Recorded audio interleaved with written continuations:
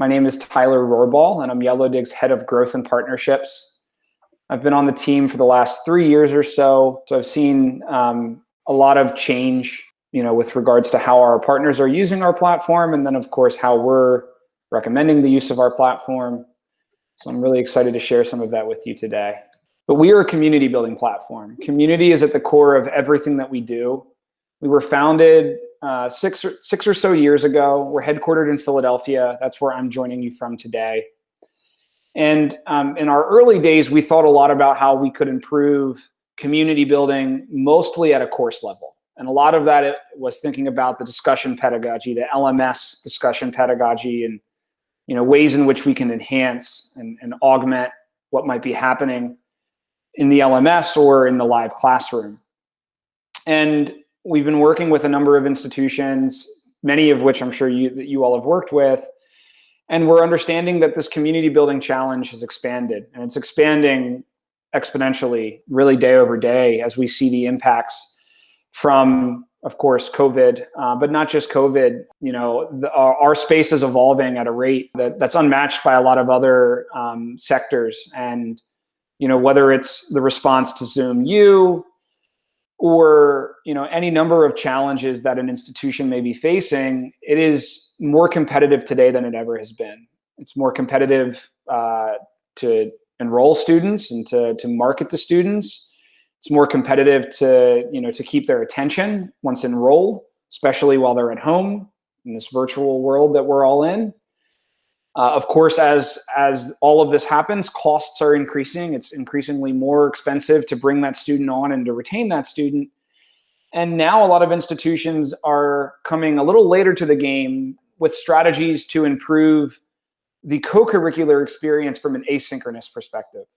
Many institutions spend lots of time and energy and money in building community when we're face-to-face. But now that we can't rely on that, it's been a challenge for many institutions to think about how they can continue to build and foster community without that campus. So traditionally, Yellowdig's client was your larger online institution.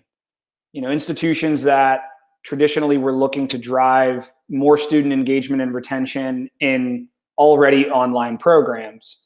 And of course, we've worked with other institutions along the way. But now, as we look at the opportunity to build more community, every institution is struggling with this, regardless of their size. So how does Yellowdig do this? What we do is look at the entire student life cycle, not just the courses and the programs, the formal learning opportunities to engage the student, but also thinking about every aspect of this life cycle, thinking about how we can engage the students in keep warm phases. Maybe I enroll today, but my program doesn't kick off until January 4th. What happens in that time? How am I engaged with others that may be in the program or with university stakeholders? How do we replicate what used to happen face-to-face from an orientation programming perspective in a now entirely virtual space? That's a lot of the work that we did this summer, and a lot of the work that we're thinking about heading into the next enrollment cycle. But then we think about all of the opportunities to engage with peers that just happen organically on campus, into and out of classes. Opportunities to engage with those that maybe we learned with in another class, and I see that familiar face in my capstone course, and suddenly I'm building that network that's going to help me get through the program or through the course. We see that as an opportunity to provide in a fully asynchronous framework, a fully asynchronous space where Yellowdig integrates throughout many systems, and we can talk a lot about how we do that. But then when you do that, you have one holistic set of data on what is engaging that individual throughout the life cycle, which can better inform planning and strategy across every aspect of the life cycle, whether that's thinking about, what are the new certificate program offerings that we should market to our alumni? Our institutions are looking at alumni conversations that are happening in Yellowdig and informing that with real data. Or from a student success perspective, thinking about, well, how might we better inform our case management process by finding students that were engaged who are no longer engaged and getting them the support that they need. That is all possible when you have one engagement strategy. And that's what we would stand to provide. And as I've shared, this this traditionally was most impactful in a really large online setting where some of our earliest partners were ASU Online, where we do work extensively today. We do a lot of work in the OPX adult ed space, as well as with some of the top privates. And I can share examples, different use cases throughout the demonstration, or perhaps based on your questions about how we work with those institutions specifically.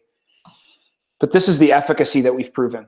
And I have studies that that demonstrate this efficacy from many of the schools that I just mentioned. But ultimately, we look for ways to prove that Yellowdig can become a profit center for the program. If Yellowdig is retaining even 1% more students in a particular course, that stands to be an investment that allows the institution to retain. And of course, thinking about the MELT challenge, well, that's an opportunity to retain tuition dollars that may otherwise melt to a new institution, or those opportunities for repeat enrollment. Again, if we're building community, keeping our stakeholders engaged, we should find more opportunities to enroll them, post-sale, post their graduation. All of this impacts the bottom line. Leading indication that we're going to impact that, of course, is improvement in student retention. And we have a lot of examples, a lot of best practices, I should also mention, around how to do this in an asynchronous environment. And then ultimately thinking about satisfaction, even measurable improvement in learning outcome, in faculty time on task. We have studies in all of these other areas as well that show how Yellowdig allows you to scale really nicely and hopefully retain tuition dollars. So this is Yellowdig, and what I will show you once we get into the demonstration in a moment is an actual Canvas integration with an LTI launch. But what we want to do is provide the student with a far more modern, engaging experience, one that really mimics the social functionality, the social user experience that you might find in Facebook or LinkedIn or Instagram even. And we're allowing the students to engage in a new way. We are putting forward a new recommended best practice for driving a student discussion. And in doing so, the students are behaving very differently. I'll talk through the differences in behavior and why we argue that the behavior modification that we bring to the table with our point system, why that's more educational. But thinking about this simply from a data collection perspective, when all of this is done in one platform and done in a platform that is tracking hover level data, it allows you to actually visualize your community and identify trends, identify individuals that are either trending in the wrong direction. Maybe they were engaged and no longer are engaged, or are only engaged with a small fraction of the larger community, or those students at the nucleus that are really powering the experience for the rest of the group. And how might we then leverage that data to improve the course moving forward? So much of what's done in thinking about the discussion is assessing what's already happened. Or from a retention perspective, let's look at all the data from last semester and then understand how we can better retain the student next semester. Yellowdig stands to provide you with behavioral data that exists outside of your technology stack today, in places like email, WhatsApp even, face-to-face in the event that may happen over a Zoom session, or in a face-to-face session if the program is traditionally on ground. So that's what we're doing. And one of the product updates I'll share with you is the actual network graph visualization that we've built in the platform. So from a data collection perspective, if we're working with an institution, an instructor, whomever it may be on that spectrum, that has transitioned their program to now thinking about it as, transition to maybe Zoom, it's a high flex or a hybrid model, some synchronous, some asynchronous. We've observed this, and our partners have shared, of course, you get very little data. For instance, I don't know who is the most engaged in this room that we're in together virtually. I may know who asked questions, and I'll remember who you are. But if individuals don't speak up, the instructor is getting very little actionable data on how to better engage their students. So as the asynchronous component, and this being a live representation of our usage, Yellowdig unlocks all of the other hours to allow for engagement, encourage engagement, collect that data, and then do very interesting things with it. So rounding out the slideware here, before I get into the platform, it is important to to speak through this paradigm shift in pedagogy that Yellowdig is recommending. And what you see on the left hand of the slide is a visual representation of the student behavior in an LMS discussion or in a prompt-driven discussion where the instructor is prompting the student each week. Every student responds to the same prompt. The week ends, the instructor grades, and another discussion starts. No matter how engaging the professor may be, and no matter how well written those prompts may be, this framework inherently causes procrastination. It causes a bifurcation of your community, and it doesn't allow the student to do what they might do in class. For instance, raise their hand and just get a question out into the open and get rewarded for actually raising their hand and asking that question as other students may have had it. Many instructors are relying on the discussion to try to augment what they might do synchronously or now replace what they do synchronously, but we are not really building a discussion, instead a short answer assignment. So instead of prompting the students, the Yellowdig platform has topics, and it is one community for the course instead of separated discussions. The students are using those topics, and maybe in some cases it's instructor prompted, but in other cases, the students are bringing their own thoughts to the table and they're having a conversation. And maybe that conversation stops and then something interesting happens in the news. And that allows them to reinvigorate that conversation and to continue it, just like we might in class. Whereas again, if we were in this discussion framework, a discussion ends, students have no motivation to return to an old week to continue adding to that conversation. And while all of this is happening, Yellowdig has a point system. And what this point system does is, rather than measure and assess what's already happened, for each student, it will impact their future behavior such that the entire community has a better experience. If we think about the discussion as, in an asynchronous course, probably the only opportunity for the student to engage with their peers, and then we think about the tenets of a quality discussion, and it's things like citations and all of the things that instructors are likely looking for in their rubrics today. Students can procrastinate and still get a good mark on that discussion. But the discussion is really the only example of something where if everybody procrastinates, there's no real conversation. So our point system encourages students to come in earlier. It encourages them to share beyond the minimum requirement, as they'll have opportunities to bring to the table the things that they think are interesting. We have a number of best practices on how to set this point system up and in how to educate the professor how to reinvest their time. Instead of worrying about grading this discussion every single week, let's get you in tune with data that you don't have today that allows you to be far more effective in identifying students at risk, or in understanding what's happening beneath the surface. Just like in Facebook, where many of us may be just readers and consumers, but we're getting value from that experience, a community has that same value. But if you aren't able to actually quantify the reading or quantify the interacting, it makes it very difficult for the instructor to really understand how much consumption is happening. And in all of the studies that we've done on why Yellowdig is impactful, why it improves learning outcome, why it improves retention, it is because it encourages more consumption, more actual reading of a more diverse set of content.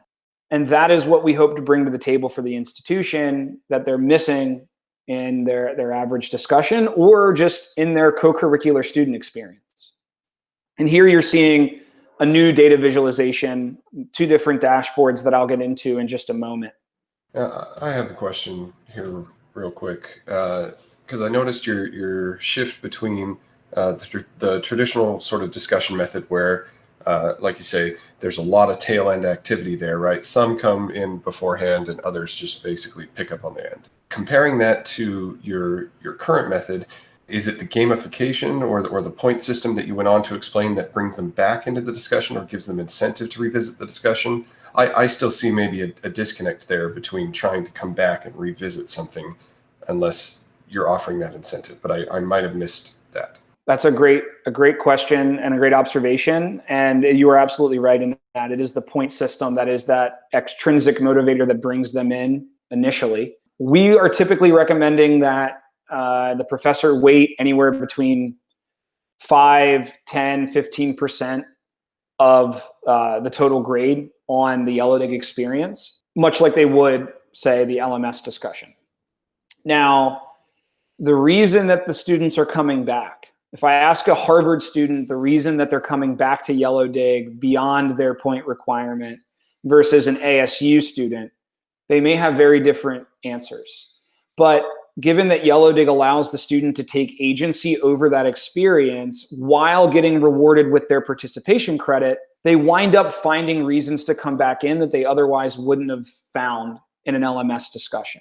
They're also motivated to do so as, that post once, comment twice structure that we see so commonly. It's telling the student to post once and comment twice, but it's also telling them not to post a third comment or a fourth comment, or to post a second new topic, as they're not going to be rewarded for that. The Yellowdig point system allows them to continue earning points and to earn points fluidly. So Scott, if you comment on my post and I see that notification on my phone, the same triggers that I see when I see a notification about LinkedIn or Facebook are going off. So we're trying to leverage some of that psychology as well, in that the social paradigm has a different impact on student behavior, just simply, from its social function. So point system, and I would say the UX, both of which are influencing that. You should now see here Yellowdig in an iframe within Canvas. And while I was speaking, I just did a standard LTI launch. We would typically recommend that Yellowdig's launching in a new tab, and that is the case in pretty much any LMS. The platform is mobile responsive, and this is something we spent a lot of work on in the last year or two especially. But what you're seeing is one single scrolling feed of content, and the students are not being prompted, but instead using topics. The topics are what we're designing in alignment with the professor along their learning objectives, in alignment with projects that they may be working on, but also for things just like question. I have a question about this and I want to get an answer. Our most active courses this fall are all STEM courses, where Yellowdig is being used as a graded or participation weighted Q&A form, much like somebody may have used Piazza for in the past, but now where the quantification is off of the professor. And they can actually motivate students to answer one another's questions. Again, something that's proving that they know the material if they're able to help one another. The students are commenting back and forth. They're mentioning. You may have seen hashtags as I scrolled. They're able to share a variety of multimedia. And their peers are commenting. Their peers are reacting to the content. And their instructor has the same capability, but also has the capability to accolade. And these accolades are entirely customizable. In this case, this is not point weighted. It's simply a visual recognition of the correct answer. And this is one way that we've seen a number of professors, head off the amount of time they're sitting in office hours on Zoom by simply saying, ask the question in Yellowdig. I'll wait 24 hours to answer any question. Should you, a peer, see a question that you think you have the ability to answer, give it a shot, and I will reward you and provide recognition to you for answering. That in and of itself may just bring more students back, the ability to help others or the ability to get questions answered. For your introverted students that maybe are less comfortable sharing face-to-face, or your international students or non-native English speakers that may need a little bit more time articulating themselves, this asynchronous space is far more welcoming and more useful for them. Okay, so the point system. Rather than just thinking about posting and commenting and a certain number of words that the instructor may want the student to use, our point system will also reward students that actually garner social engagement, that are able to start a conversation. This has social impact that truly does encourage better behavior, simply as students start to think more about their peers, less about the sage on the stage instructor and how to get a grade, and more about how to actually drive value for the community. This is also what, in one way, prevents procrastination. I know that if I wait till Friday, I have a lower likelihood of getting these social points, so I'm encouraged to start to share earlier. That go-getter student on the slide that in the Canvas discussion was coming into an empty community and having to kick it off every time, they are interacting with trending content from the week previous, which is often from the students that were procrastinating in the past. So this point system in its openness is allowing the student to come in and to share and to do the things that they want in the interest of earning the points. It is still requiring that they earn a certain number each week to stay on pace, which allows them to either work ahead a bit or fall behind a little bit. Very valuable in an online format. And it decouples then the instructor from having to quantify everything. So there's no speed grader, there's no rubric that the instructor builds out in Yellowdig. Instead, they're using our point system and perhaps some combination of these accolades and some of the data reporting that I'll go into in a moment to really understand, are students talking about what they need to? Are they connecting like we want them to? And if not, how might we drive that in a different direction? Hey, Tyler, are the accolades extra credit points or are those built in? I couldn't see the bottom of point system. So when you set up your accolades, and you can build as many as you'd like into the course, you can assign a point value. It didn't show you the accolades here in this point rubric, but those are also point worthy. Some instructors use this, sparingly. They may only give out a few a week, which also helps to drive up quality as students want to chase those. Others may use this to create some kind of qualitative framework for grading.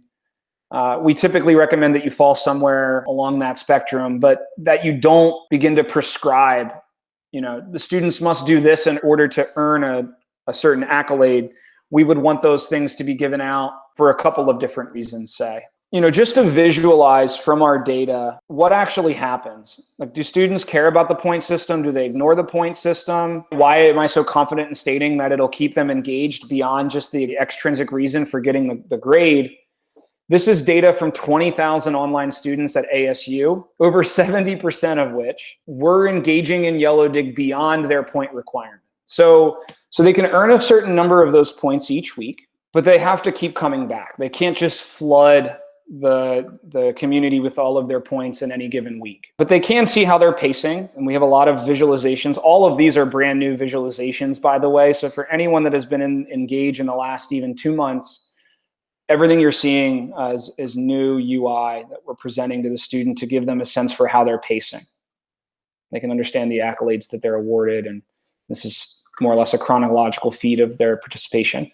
The instructor can access this view for any student, so they can dive deeply into any one student. So, a couple of other things worth showing you before I guess I get into the data. I can quickly illustrate what content creation looks like. Let's say I'm a student that wants to share this article from campus technology, say. You can auto embed that little thumbnail in there, previewing what's to come if the student were to click. And maybe I want to poll my audience to get some feedback, agree, disagree, why not? The instructor can poll, the students can poll. Maybe I want to do that, and I want to add a little video recording of myself, adding a little bit of color and detail on top of this. Or maybe rather than the instructor reiterating everything in an announcement post that's really black and white and bland and just text-based, they come in here and they do a little video recording of themselves. This video feature is another brand new feature. We've seen it used to get students sort of to introduce themselves and to start to share a little bit beyond what they might share just via text, which again starts to encourage more of that back and forth student engagement. Here are the @ mentions, the ability to actually quote, the ability to upload and use formulaic expression.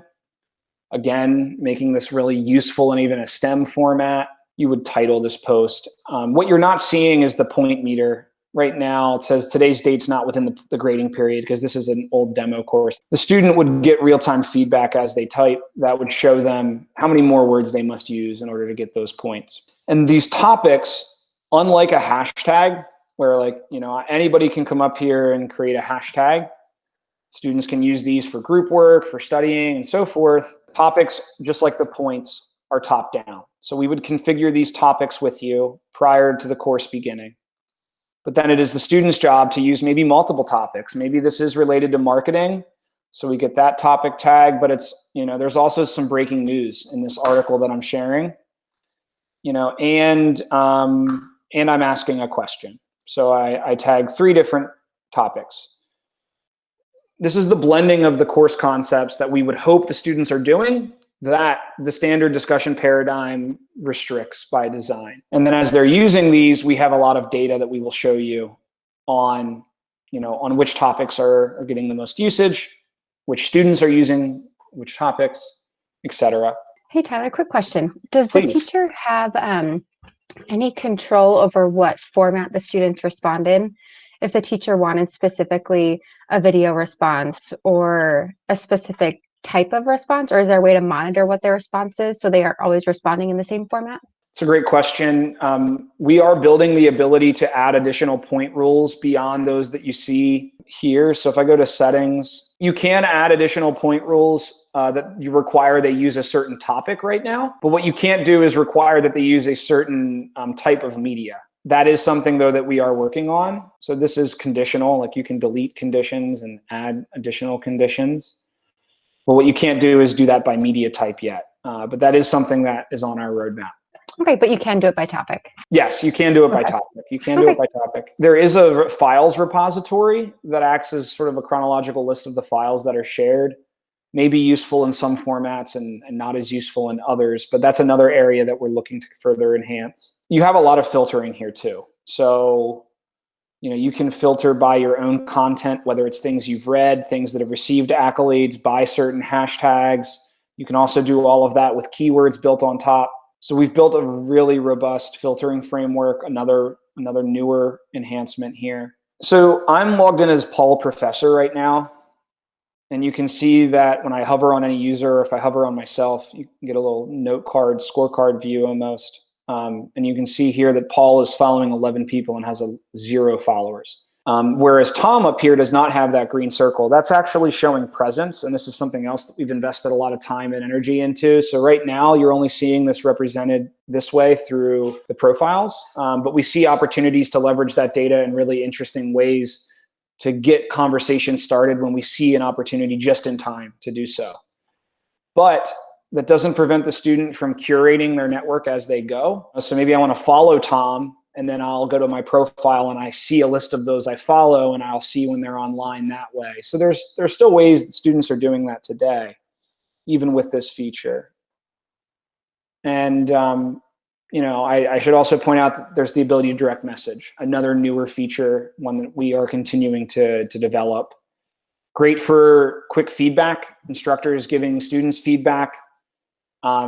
I should mention that the instructor has the ability to edit any post, that they have the ability to revoke points. Maybe I want to give partial credit for this, or I want to delete the post and have the student try again. Rather than shooting them an email, you can have that conversation in-app. So you have that data in our app as well. And no questions have come up on moderation yet. One of the first questions we often get about this point system is, do students game it? How do we prevent poor behavior, et cetera, at scale? And we do have moderation that you can build into the platform. But the fact of the matter is that we don't see in our data or from any of our partners that we work with that you need to worry much about this. As students of all demographics, they're all encouraged to behave very differently in here than they might in another platform. Our teachers can message students, but students cannot message other students. Is that correct? No, students can also message other students. It's one-to-one or one-to-many. And that is a feature that we can restrict within different parts of a potential client's network. Okay, and then does the moderation feature work within the messaging portion as well? So that is not something that we've built throughout. So moderation is community specific. So you're building moderation settings into individual communities. The messages, though, are specific to the user, and they span networks. So I didn't cover networks yet, but that may be a good segue. The reason that we can support community building at scale throughout the life cycle without worry for FERPA, or that we're overpaying for our alumni. Maybe we want the alumni to come from this budget. The non-matriculated students, they don't have access to Canvas yet, so we got to think about a different strategy for them. We build networks with clients, and in a particular network, you can have different settings, but all the while, the messages are still going to be specific to that user, and they can have a conversation with anybody that is a member of a network that they are a member of. That is something we could certainly work on. So I can just quickly share with you. You'll notice there's different branding as I go to different points in the network. So now I'm at the very top. And when I'm on the My Communities page, I see lists of the communities that I'm a member of, some of which may be in an alumni network, others of which might be in a different part of this network. So over time, the students or the alumni or even faculty are curating communities. They're curating people and content, but they're also curating communities that they may want to continue to participate in. Some of that might be, by design. Like everybody who enrolls, they get a cohort community that might look like, this one here.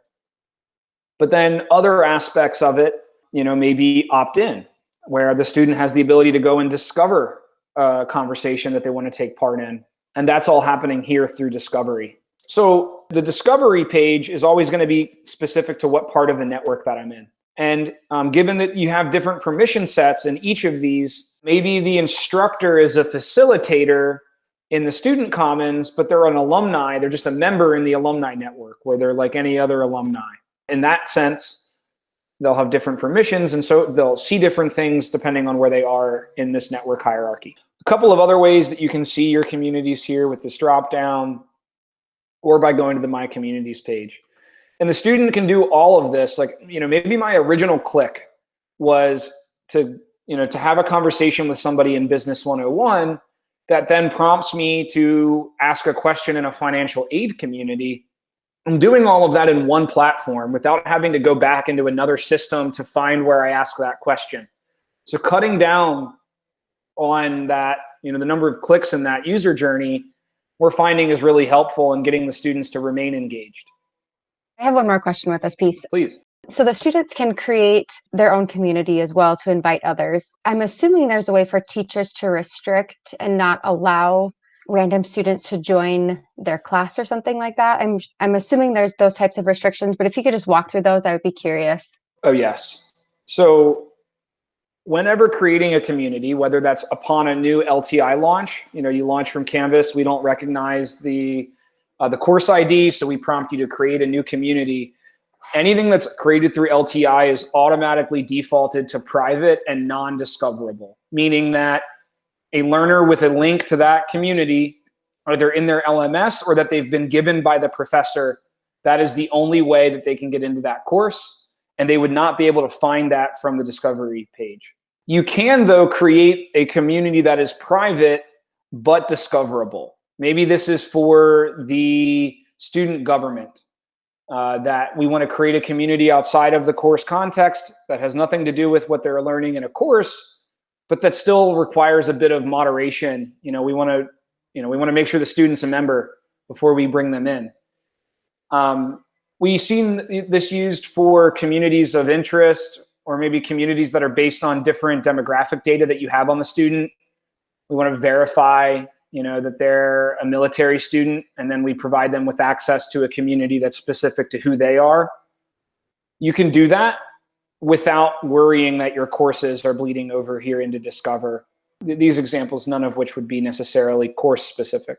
To address something else that you mentioned, yes, maybe in certain networks, you will allow students to create their own communities, but in others, you may want to restrict that. You have that ability. You can feature flag that on or off, much like you can a few of the other features that I've mentioned.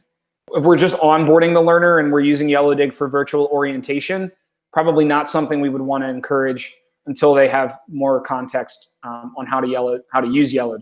That works. So I'm going to go back to a course just to show some of the data that I was sharing in the deck, because what we've worked the most on, I would say, since, let's say, last summer, if anybody had seen the platform, then or earlier, are these data visualizations. So there's a community health section of every community. We also have the ability to do this network analysis, or this analysis at a network level as well. We're showing some summary data, and there are 4 different sections. By member is what it sounds like. It's just a list, a table that allows you to look at the different behaviors. Still very interesting, though. One might ask, Well, is there any correlation between those that are giving reactions and receiving reactions? The answer is no, there's not in our data set, but maybe you want to prove that to yourself as the instructor to make sure students aren't gaming the system. Well, you can see that here in the platform. If I go back to summary, this conversation ratio, which is the total number of comments over the total number of posts, this is the Yellowdig North Star. It is positively correlated with every KPI that you're interested in or that your clients are interested in. And in Canvas, or in any LMS discussion for that matter, this would be 2. We see no upper bound. We've had some courses with this as high as 20 or 30 even, and we see no negative impact. The idea here is that in encouraging more back and forth conversation, the students are thinking more about what they're having conversations about, they're coming back into the platform more, they're reading more. That interaction is helping them to think more critically about what they're saying, as they're not thinking about a rubric and instead thinking about how to continue a conversation. But that's really hard for someone to quantify, say in Canvas, or to encourage even, say in Canvas.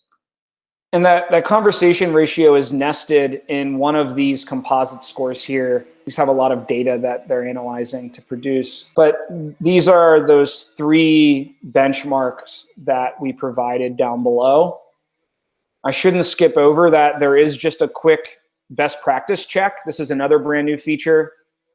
Just makes sure that the instructor is maximizing their success with us before getting started. And here in the listening score, we can see that conversation ratio. And now we're seeing it measured against Yellowdig's global population. You will have the ability to create internal comparisons within your network. If, say, we had a top-level atomic jolt network and you had 5 clients nested beneath it, this is very common with the OPMs that we work with, they have the ability to create comparisons between their clients to help them to demonstrate ways that their clients can see more value. But we're looking at hyperlinks clicked. We're looking at the number of views, interactions. We're looking at the average number of connections that students have, the average number of reactions given. These are a true indication of whether the students are interested and engaged in what's happening in this space. And when we begin to think more about listening and interacting, we begin to worry less about the quality of each post or the quantity of posts, because if I saw this and I was this instructor, I might have a little bit of concern, but there's a really high interaction in my community. So while there may be not as much content, the content that is shared is getting interacted with. Those are just a few hypothetical analyses that the instructor might do on their own in this. And then, of course, we have the network graphs. This is the newest bit of technology that we've built. You can add the profile photos if you'd like. You can zoom in and get a really good sense for what's happening here. Here's this disengaged person. We don't like him.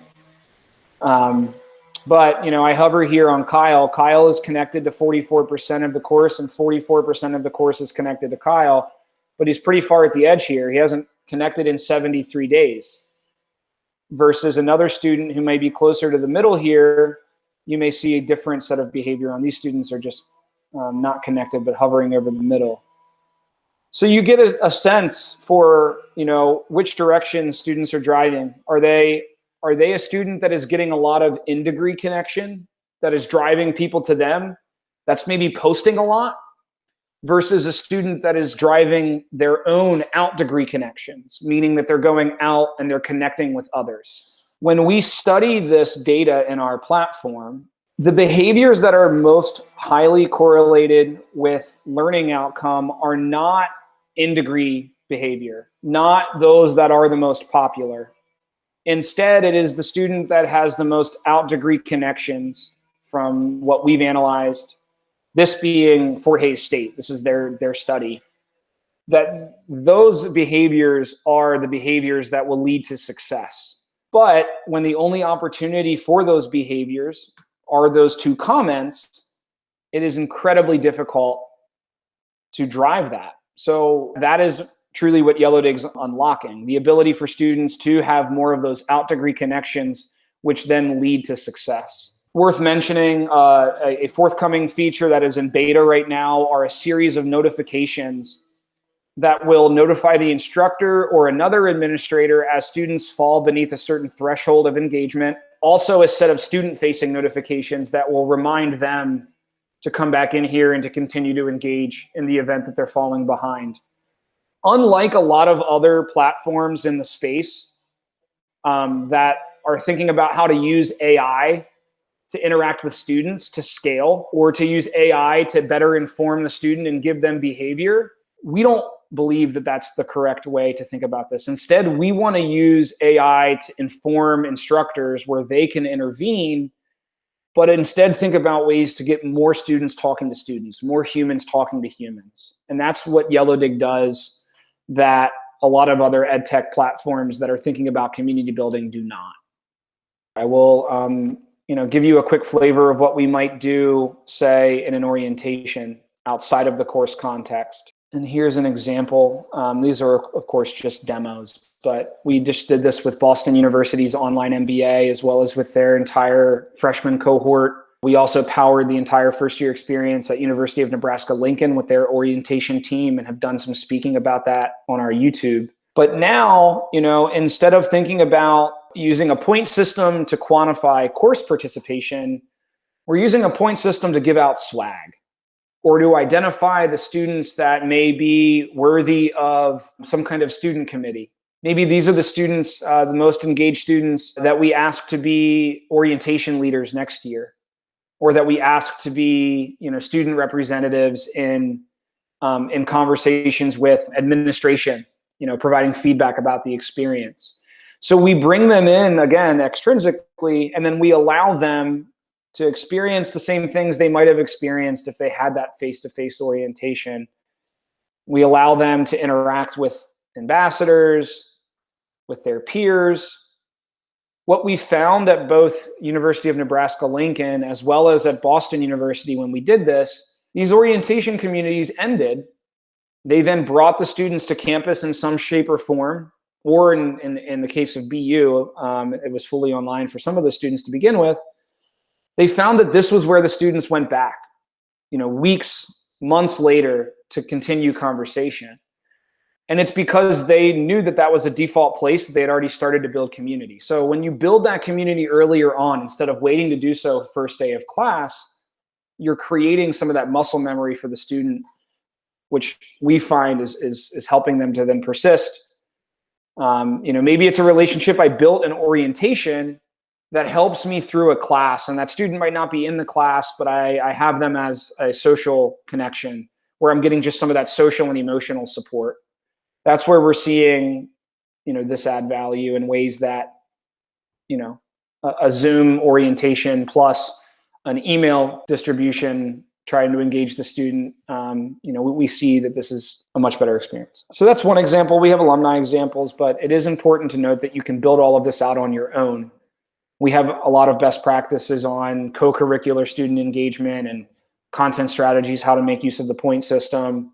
And we've baked a lot of those learnings into this, which may be a great leave behind for the Atomic Jolt team, especially for anyone that is already working with a client that's asked about Yellowdig. This is our hosted version of Canvas with our certification course. It takes roughly an hour to complete. It does allow you to create your own sandbox as well as to gain access to our instructor support network. So this is a community of hundreds of current Yellowdig users, another development since probably the last that we've had the chance to connect with many at Atomic Jolt, which just in and of itself adds value for your instructor or for your client. They're given a network where they can engage maybe about Yellowdig or about something else. We see that this is adding a lot of value as well. So this allows you to scale training and onboarding much easier. We do have an in-house academic team and a client success team and onboarding team that will spend a lot of time with you through that. But it is worth noting that we have our own certificate that upon completion provides them with a credential that they can add to their CV, to their LinkedIn profile. And here you can see some of the optional modules on some of those other things that we discussed today: co-curricular engagement, network administration, how to build out this experience. some of those STEM use cases, the Q&A forums that I talked through. And here we're just giving you canned messaging that you can provide to students. So much of what we do is change management in the onboarding process. The technology, while there is a lot to it, it is quite simple, and you can templatize just about everything I shared with you today. So, we make it easy for the institution to get started, providing them with a lot of that and not needing to do it ad hoc. I've got one more question for you, because it seems with the orientation, the focus is on making connections outside of traditional classroom discussions, right? Which is basically what Canvas or standard LMSs would facilitate. Is that a big push that you're doing? I noticed you said you were doing some trial runs with orientations for incoming freshmen, things like that. Are new features being driven by that kind of interaction where it encompasses more of a whole rather than small classroom? Everything that we do is thinking about the whole at this stage. I mean, we work with MOOCs that have 10,000 students in one course. So when we're designing a new feature, we're thinking about both extremes, a really intimate course versus something that is more open and fluid. I would want to have a conversation, though, Scott, about specifically how you're seeing Canvas used as an engagement tool outside of the standard course context. Sure, you could create a non-credited course shell, and I do see that happening more often, where it's a repository of information and links out to certain things. But without that point system that is going to think about how to get the students started, we find that a lot of institutions are still left struggling, or they're thinking about Slack or Teams as a potential, replacement to that. And the challenge with those platforms are that they're not getting the kinds of data that they need to truly understand, is this adding value? Are students actually engaged? So this is probably a slide worth highlighting as well. We provide data for attendance. We provide data that proves regular and substantive interaction. And we are, from our perspective, this looks like the formatting got messed up a bit, but the only that is thinking about efficacy to the extent that Yellowdig is. A couple of things that I can share with you that are coming. We are building a new mobile application. Our current app is WCAG 2.1 AA compliant, and we wanted to focus first on a top of the line web-based experience first, but we will be releasing an application for both Android and iOS that will have native notifications. We are, of course, interested in getting that screen real estate and allowing the students to engage mobile, but we're mostly interested in the abilities to push notification and the abilities to get them engaged in some of those other ways outside of the class as well. That My Communities page that I've shared with you, we're going to do a full refresh of. We have a number of new user interfaces on the back end with some of the network administration, as well as a redesign coming of a lot of the menus, trying to consolidate a lot of those menus, especially in a Canvas iframe. Users have a lot that they need to observe and identify. Is it Canvas versus Yellowdig? So trying to consolidate a lot of that. And then further investment in data and visualization of data, both in the platform and outside of the platform. Well, thank you, Tyler. I think that's been very helpful, and we appreciate the inside view of what's coming up for next year.